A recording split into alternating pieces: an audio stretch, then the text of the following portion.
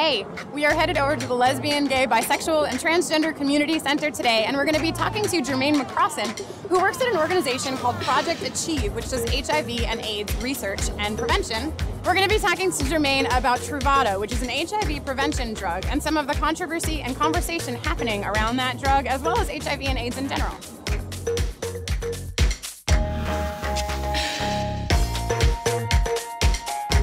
How are you? Good, how are you? Good.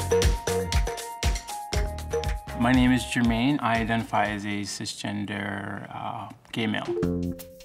One thing that I did want to mention, the photo screenings on the glass doors.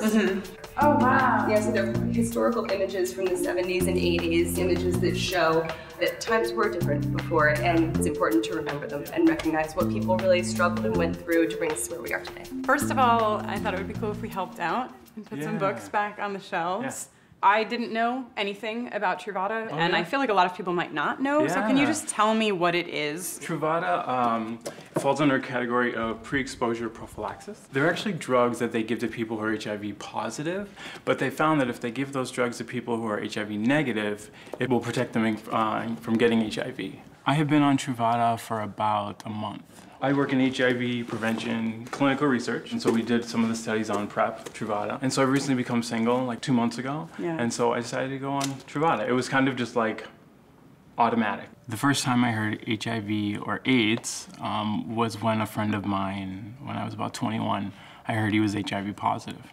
It was a shock, right? Because I had heard about it and I learned about it in school, but for it to be like right there in my face, it was a shock. So you found out that your friend had HIV, but it wasn't discussed. What did you know about HIV at that point? All I knew was that he was my friend. But I didn't talk about it because I didn't have the words. I was scared. I was scared.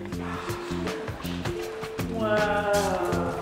Keith Haring, obviously a community member involved at the center. He came in and climbed up over the urinals, over the stalls. This was his sort of harkening back to a time of male sexuality before AIDS. So before, sort of sexuality meant a death sentence. Just to hear HIV was a death sentence, things are not like that anymore. For me, it's important to know that it was once and that there's still things to be done. I mean, I think we come from a place of, hearing only about HIV and AIDS as something that was in the past. That was something that happened in, the 80s. Now it's under control and everything's fine. I can understand where people think it's like all these extremes. And I've learned that in life, there's no black and white, it's gray. It hasn't gone away. There's still lots of issues around HIV, stigma, and it disproportionately affects people of color.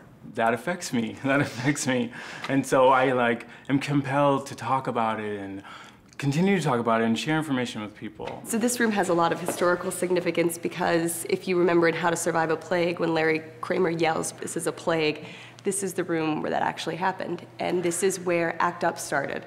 So it was a real place of advocacy and a birth of the community kind of saying, no one else is helping us, and we're not gonna stop meeting, and we're not gonna stop fighting until you pay attention, until you get this under control.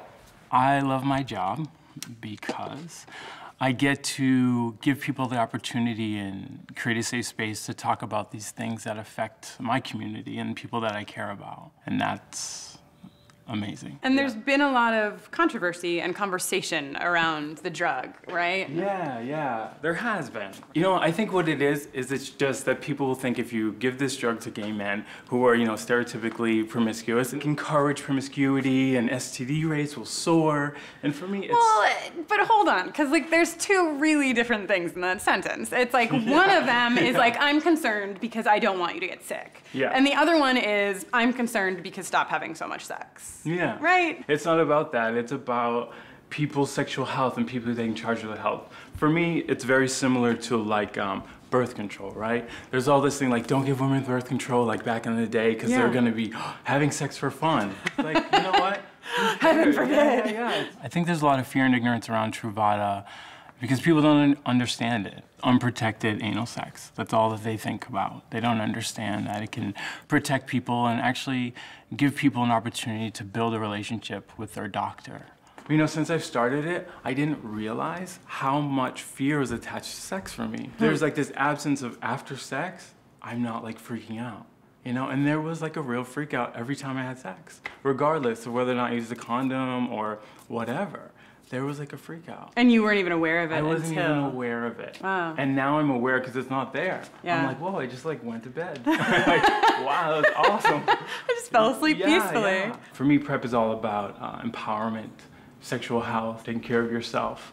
And so that's really the conversation that I'm having with people. Not necessarily like, you should be on PrEP, this is perfect for you. No, it's like, this exists, condoms exist, you know, all these things exist, and then you decide what's best for you. Right. Yeah. Well, the knowledge is power, not to be cliche. Absolutely, absolutely. But it's true. It's like when you know what your options are and what they all mean, then you get to decide for yourself. And find out maybe that because you knew and you made a decision, you get to fall asleep after having sex and not feel panicked. So far, Truvada has affected my life in a positive way. I feel responsible, sexually responsible. For a long time, even still now, there's like this negative and positive. And even though we're like community, we are very separate. For me, the idea of Truvada, it also gives me a chance to be intimate with a group of people that I wasn't before. And it's like we're all in this community together. And it just brings us closer. I can have these relationships with people that I could have in the past, but there were barriers. Yeah. The center means to me a place of, like a place of love and community and fellowship. It's like somewhere you can be really proud of, you know? And I feel like that's really important for the community. Yeah, as well as our history. It's amazing that this whole space exists as like this time capsule of so much of the things that we've been through and work that we've created. Thank you so much for being with us today. It was super awesome to talk to you, and thank you for all the work that you do. You should all check out Project Achieve and all of the work that Jermaine is doing. Please subscribe to our channel because we have new videos every week, and you should totally check them out. Thank you so much to the center for having us. It's a beautiful, beautiful place. If you live in New York, you should come by. And also today, let's have some conversation. We had a great conversation happening around the non-binary episode, and we want to keep that going. So tell us, what do you know about Truvada? Have you heard about the conversation happening around PrEP? Or do you have other thoughts about HIV and AIDS and the lack of conversation that is happening in our community about it? Tell us below. We will see you next week. See ya.